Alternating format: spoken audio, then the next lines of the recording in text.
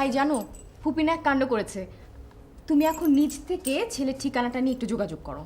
আমার করাটা কি ঠিক হবে? আরে কেন না, তুমি কাজটা করলে মা অনেক খুশি হবে।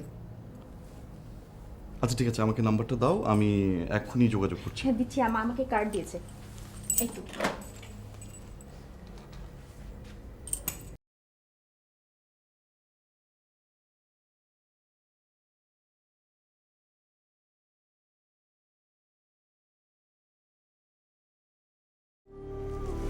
ম্যানেজ হলো শেষ পর্যন্ত, তোর ফুপুকে মানাতে পেরেছি।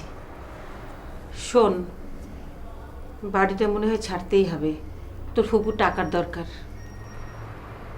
এটা ফুপুর একটা টেকনিক মা।